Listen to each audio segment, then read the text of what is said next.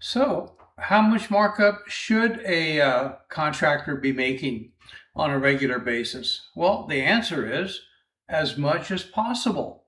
Now, that's easy to say, and of course, it's hard to do. I've been doing this for over 40 years, and I've got every experience that you can think of on the profit margin as time moves forward. The biggest issue with the profit margin really is the market. I'm heavy into the residential business. I do a lot of commercial also, but the market affects everybody. When the market goes down, it goes down for everybody.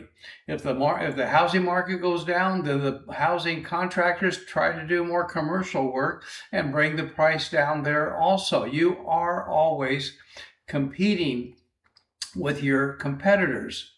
However, there is a minimum that I would encourage you always to keep in mind. Number one is you need to know what your break-even amount is. Now, when times are really good, and because, as I've said before, I've had up to over 700 employees. Well, when you have a company that size and you're doing that much work, you know what? If everything is correct and you are efficient and you control your costs, the odds of you getting much more than about 7% is not very high. As a matter of fact, the average over the years is actually closer to, say, 3 or 4%. And now that's not bad though. When you're doing over $50 million of gross sales in a given year, run the numbers. 3, 4, 5 is pretty doggone good. 7% is huge. It's really huge, good money. So the amount is not fixed, and I hate all these people that go around telling, well, you need to, here's the amount for this, here's the amount for that. You know, when times are real tough, that's what I'm going to talk about a little bit more right now, because that's when you need the most help. When times are tough, mainly because the economy is bad. Competitors are always going to be there, but you know what? When the times are tough, they're not going to stick around very long because they're not going to make it. But if you've been around for a bit or you're planning on being around, stay profitable all the time. When times are tough, there's times when you're going to take your profit margin. I'll tell you the truth. Many people may not admit it, but I've done it in a lot of jobs. Not a lot. I've done some jobs where I've had my profit margin down to 2%. Now, Gino, 2% is not very much. I mean, what if you make a mistake? The reason that I use 2% is because I'm in an extremely rough market. Economy is bad. They're not building hardly anything. No matter every price you give, the general contractor, even though he likes you a lot, calls you up and says, you got to come down 10%.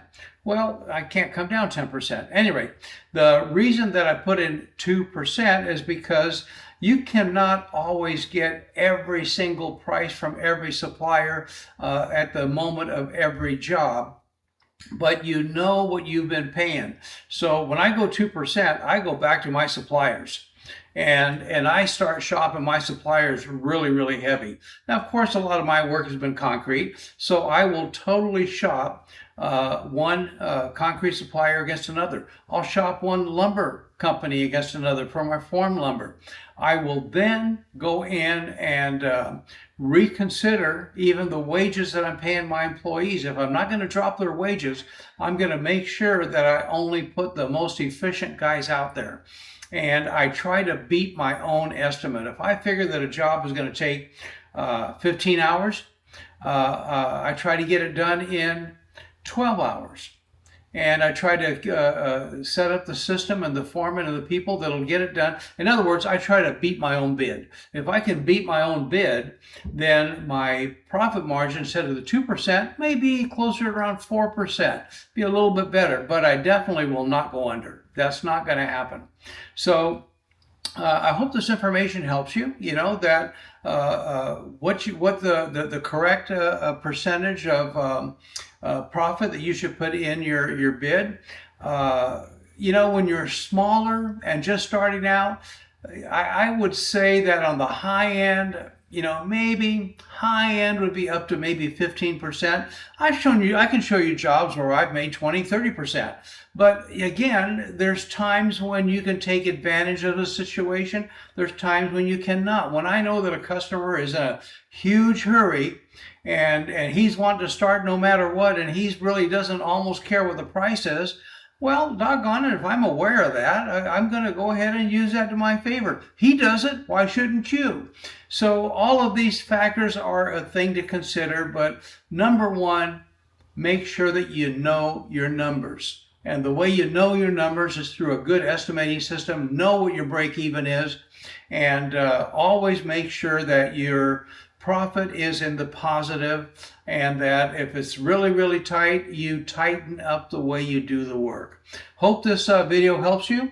Thank you for watching, and look forward to seeing you again on the next one. In the meantime, come see us at easyconstructionestimating.com to get more information. Thank you again, and we'll see you next time. Bye now.